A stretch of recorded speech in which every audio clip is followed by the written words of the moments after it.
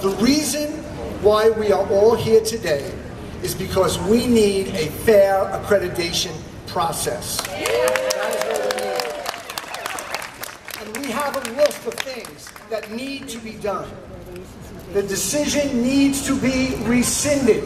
And we need to have them send out a visiting team right away to City College so they can see that we are in substantial compliance with accreditation standards. They need to come out right away and do that.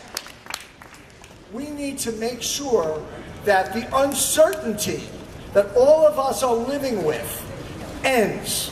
The uncertainty has to end.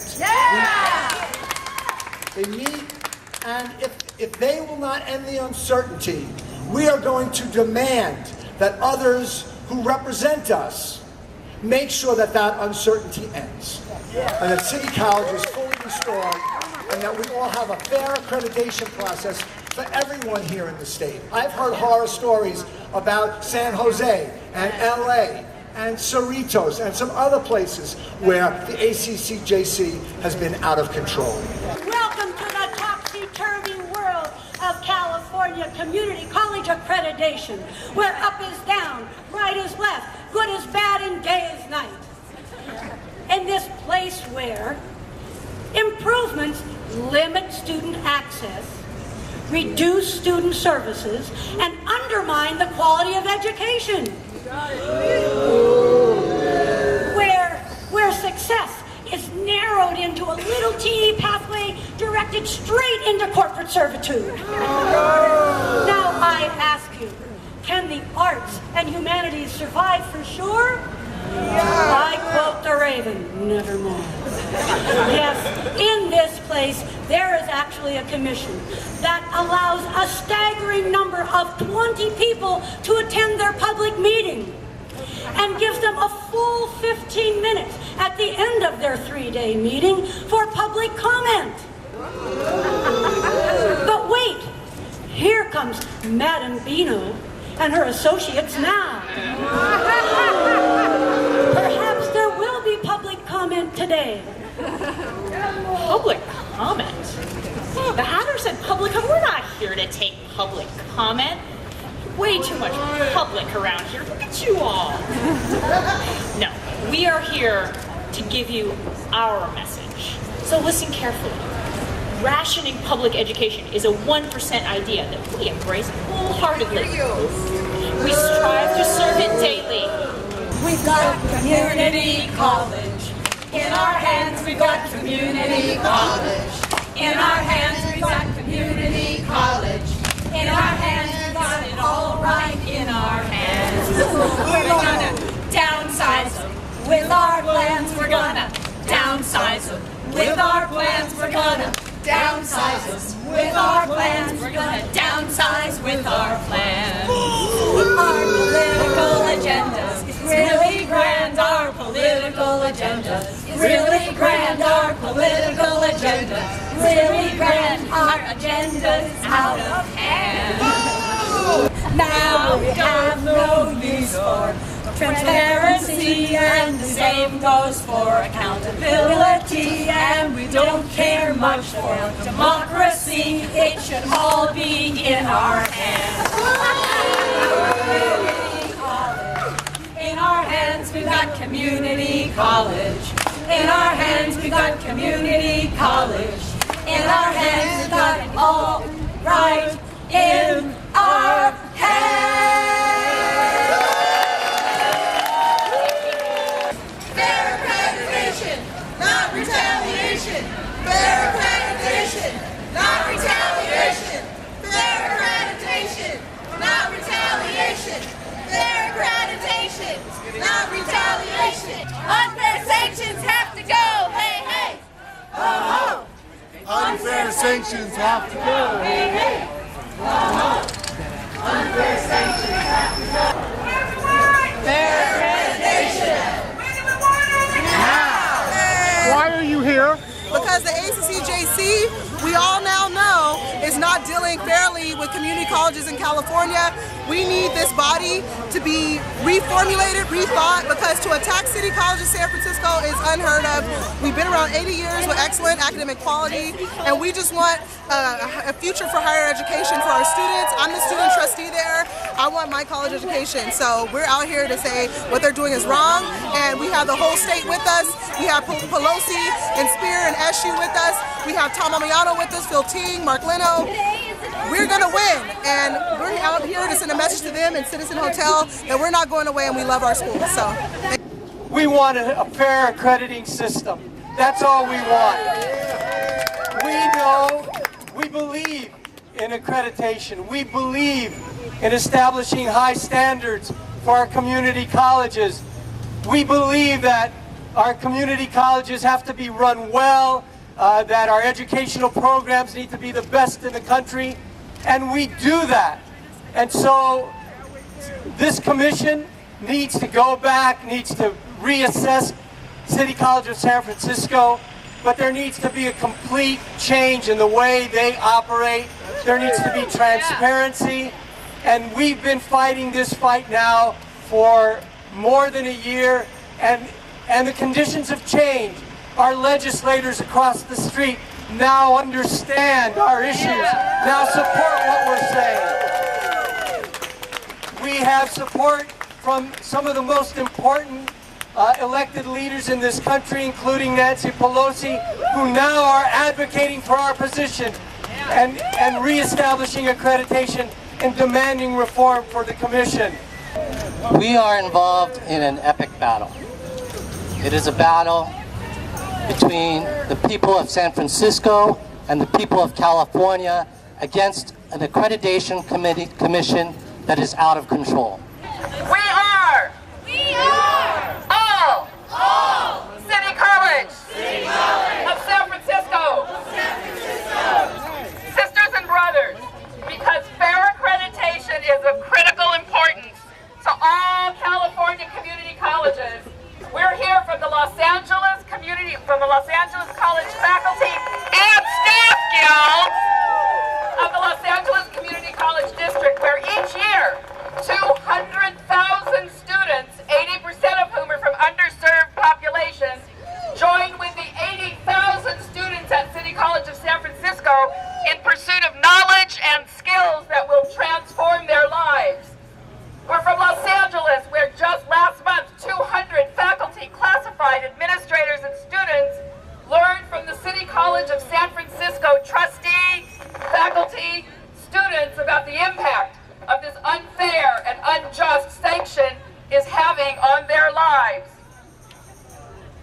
We're from Los Angeles, where for the last 4 years, when there were no resources to shift, our district had to shift resources to the tune of $1 million a year to feed the accreditation process. $1 million. That's about 200 sections of classes at 30 students a class, and 6,000 learning opportunities lost forever. We know that if the ACCJC really cares about ensuring quality education at City College of San Francisco, that they would follow their own rules. They would have visiting teams composed of substantial numbers of faculty. They would have visiting teams that don't have conflicts of interest on them. And they would use current criteria to measure whether or not standards, quote unquote, substantially comply. And if the ACCJC really cares about ensuring quality public education in California, they'll allow real public discussion about their new standards. They would honor shared governance, collective bargaining, and elected boards of trustees instead of fearing them. We're from Los Angeles, where guild leaders and activists are here today to stand with City College of San Francisco and all of California community colleges to focus on real student success.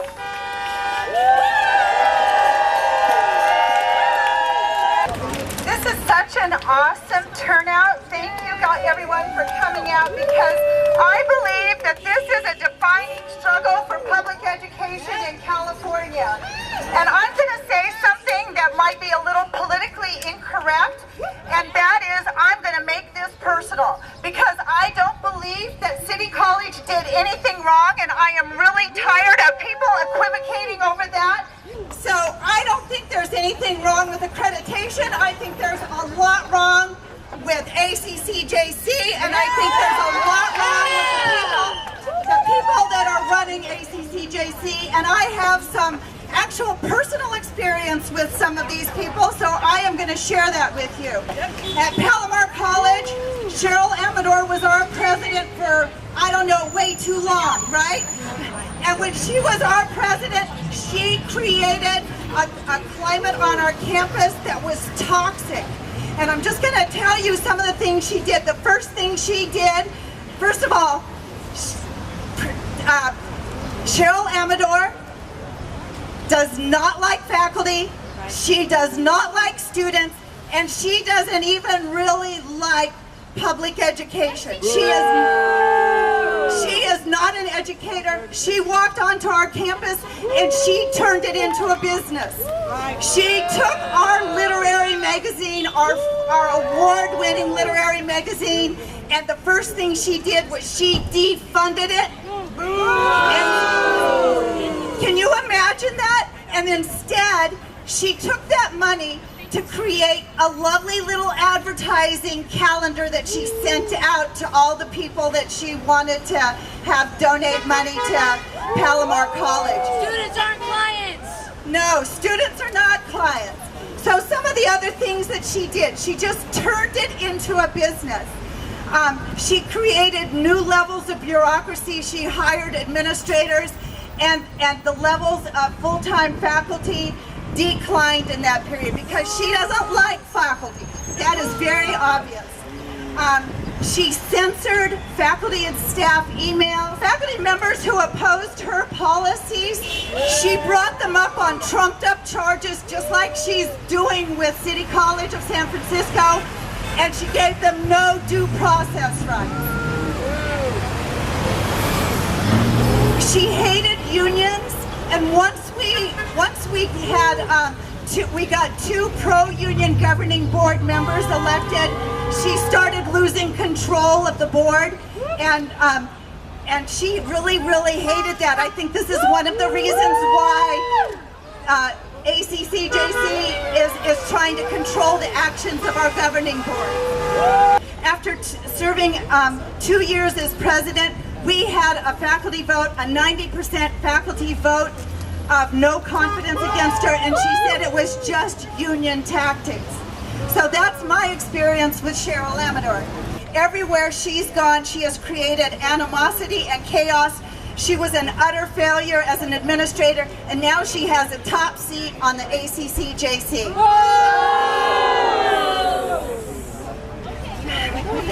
Okay, I just want to talk a little bit about Barbara Beno. So, Babs Beno, yes. Okay, so a couple of years ago, I went to the CCLC trustee training. I kind of infiltrated that trustee training, and Barbara Beno was speaking. So I want to tell you some of the things that she told these newly elected trustees. She said, I'm going to caution you about rogue behavior. That was a theme with her. She did not want the board members to act in a rogue way. She said that ACCJC was concerned about problem boards. The guy who introduced her said several times the accrediting commission is looking over your shoulder. She constantly warned board members to distance themselves from those folks who got her elected, which we all know is code for unions, right? Yeah. And but the main thing is that she said, and this really astonished me, she said board members must act as a whole, that they are not allowed to have a dissenting voice, and that they cannot talk to the papers or to the press. And so I want to ask you, when did elected officials give up their free speech rights, you know, just because they became elected by the public? College!